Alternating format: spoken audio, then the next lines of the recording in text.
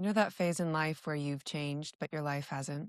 Maybe you've gone through an awakening or you went through something that changed you and you're no longer who you were, but your life hasn't caught up to it quite yet. That was my experience after awakening. I felt like I had been connecting on this deeper level. I felt like I was being revealed the secrets of the universe. I could see my patterns. I could see my fears and my wounds. I could trace it back to where things came from. But for some reason, I was still stuck.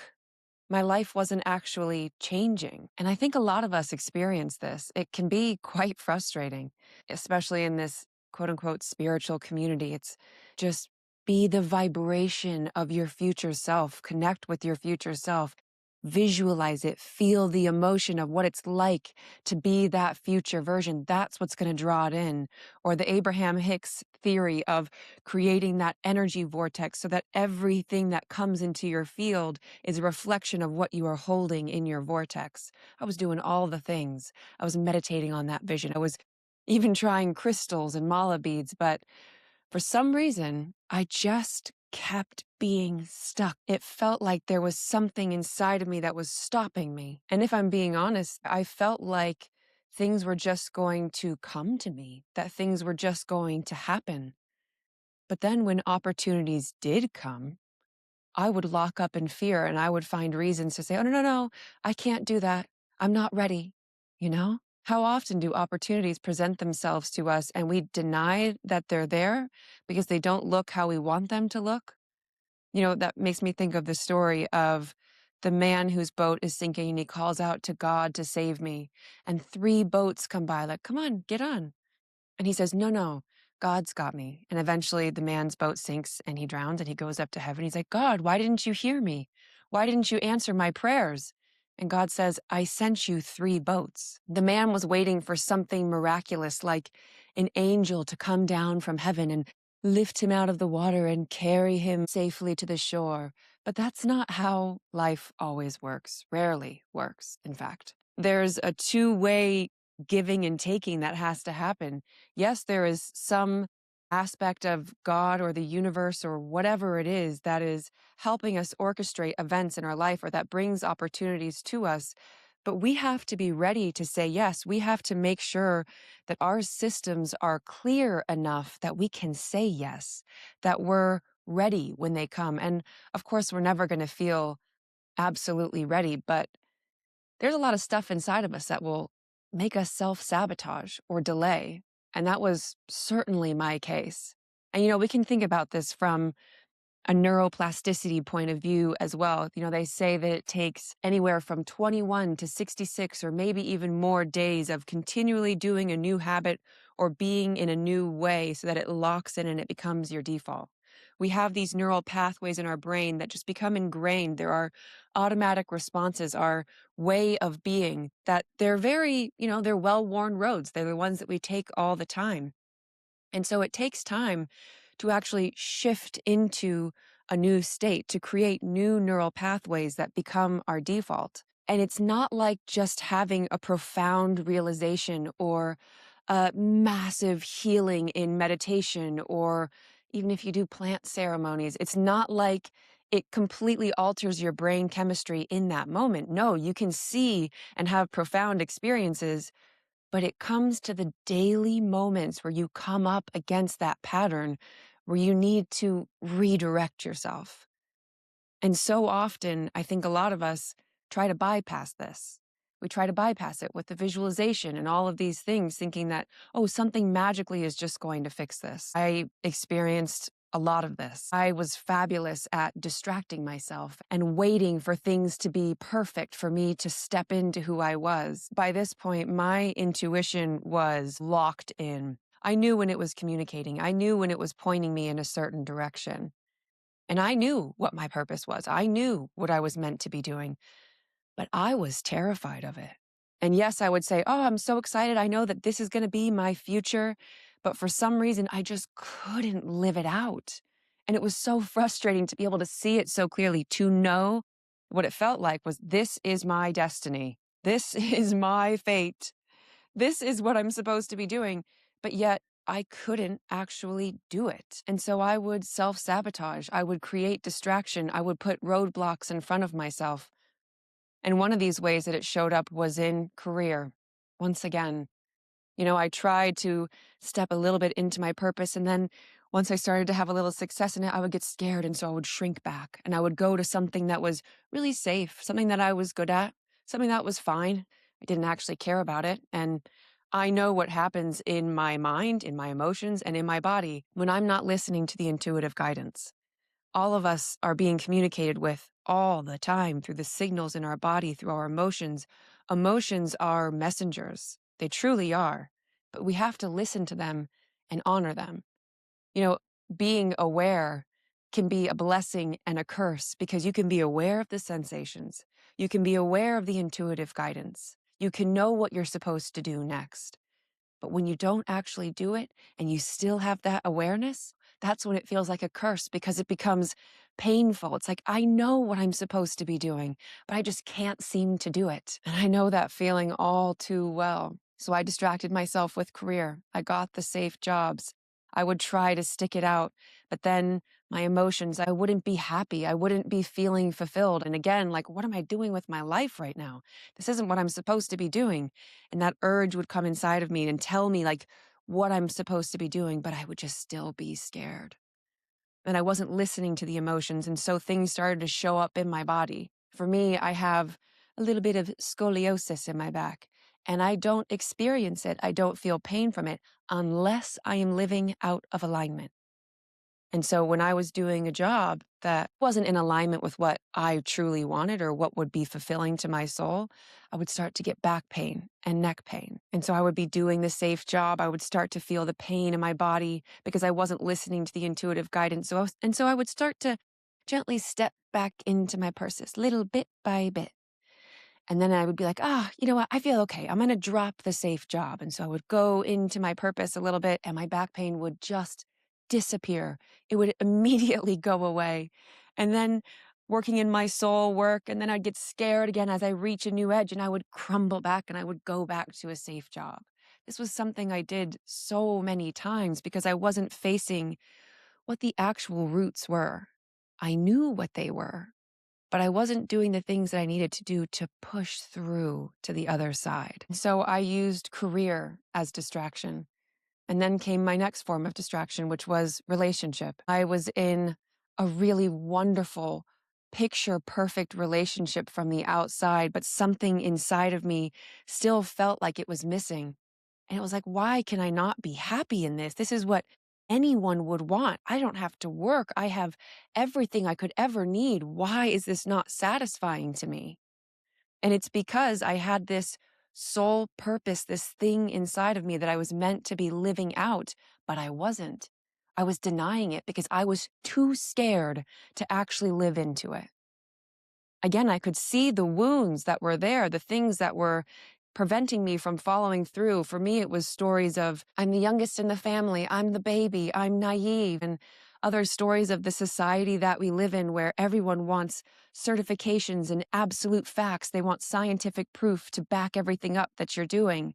Yes, I love researching, but there are some things that I speak on that I can't prove, but it's just something I know inside of me. And so I felt uncomfortable going out in the world and speaking on these things when I couldn't give people absolute proof. And so that was something that I had to overcome. And then there came the wound of not being accepted by my family, being fearful that I wasn't going to be accepted by my family. As a reminder, I come from a Christian family, and the things that I was experiencing, the things that I was being called to do and to step into, which is speaking in quite a public way about the things that I receive, the things that I feel, the perspectives that I have, it's quite intimidating. Quite intimidating. And especially if you think about the Christian religion, the punishment for not being in alignment with the teachings is eternal damnation. For goodness sake, how extreme. Doesn't get more extreme than that. And so perhaps you can understand that I was a little scared to be my full self in front of my family who had these perspectives. I didn't want them to be fearful of my soul because in my perspective, I'm good. I feel like I'm safe.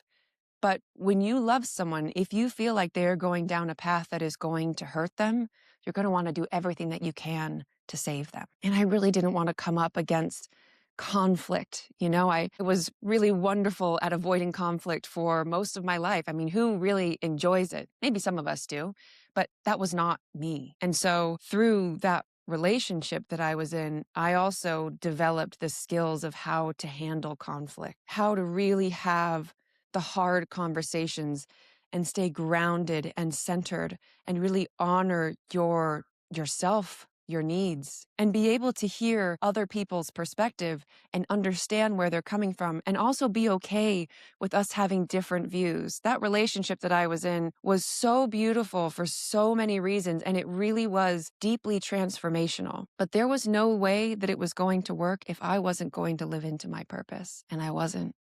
But thankfully, those hard conversations in that relationship prepared me for the conversations that I would then end up having with my family, of telling my truth, my experience, and what I felt like I was here to live into. And like often many of us do, we stay in situations too long. We stay even though we know we're supposed to go.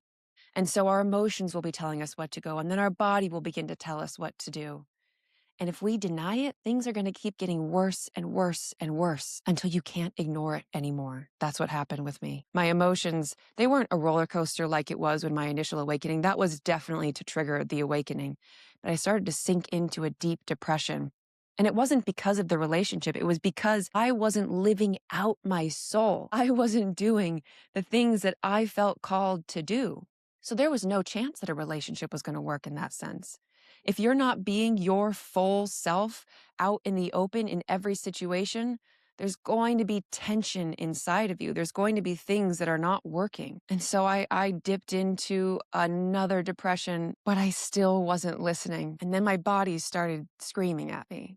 Yes, I was getting the back pain again, but my body began to literally wither away. It was like, how I would describe it was, the life feels like it's draining out of my body. I feel like I'm lifeless right now. And I looked like it too. I looked a bit sickly. And again, not the relationship. It was me not living in my purpose. And maybe you can see some parallels in your own life when maybe your health or your emotions got to a point where you had to make a change. And maybe you knew that you could have been making that change much sooner, but you were ignoring it. And so your body, your emotions have to go to these extreme lengths to get you to finally make the change, the one that you're so scared of. But it's either you make the change or you wither away. And for me, I had to make a change. I had to step into my purpose. And it was terrifying. One of the biggest things that I did was fully open up to my family and say, here's what I think, here's what I practice, this is what I am meant to do. And I was so scared of them thinking, you're so full of yourself, or you're naive, or who are you to speak on those things, all of those things, all these stories that were inside my mind. But I had to do it. And I'm so glad that I did. When you awaken, you can develop your intuition. You can know what future you're meant to live into. You can know what you are meant to do. But you have to take the actual steps of doing those things. You can see the wounds, but you have to do the work to, one, heal those wounds, have compassion for it, send love to it. Yes, but then you actually have to move while that's still hurting and do the thing that you're so scared of. And we are probably all fantastic at procrastinating and find things to distract us. Maybe for you, it shows up in things like people pleasing, or maybe overgiving, or stepping into service to others in a way that it looks good on the outside. It looks like you're being really helpful, but you're using that as an excuse to not step into this other area of service. And so while the awakening process is this most fantastic, liberating thing, the real work comes when you actually face the shadows and you step through them. And that took me years to do. Awakening is one thing, but self-actualization is another. It's one thing to know, but it's completely different to actually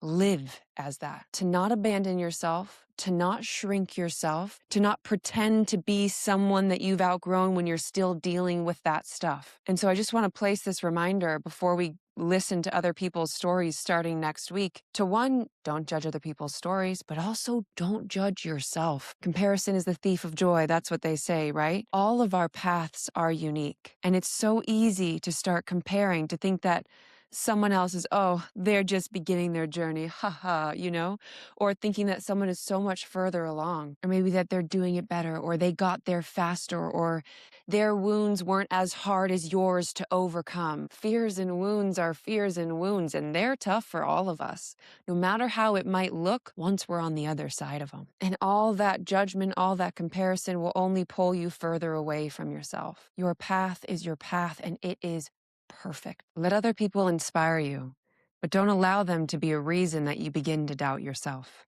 And so I invite you to bring that awareness, that level of patience and compassion and grace with yourself as you navigate the wounds and the things that come up post magnificent awakening, where you think you're supposed to be perfect, but then you come up against all these rough spots. That's where you change. And it's also in those moments where we develop greater compassion for ourselves, but also for everyone around us, because we know what it's like to actually feel that pain. We know how hard it is to actually overcome those fears. And so in doing it for ourselves, we move through the world a bit more gently and with a bit more love. Thank you for joining me today. Next week, we'll start diving into other people's awakening stories. I'm so looking forward to this. So don't forget to subscribe if you'd like to, so you don't miss the next one when it comes out. I'll see you soon.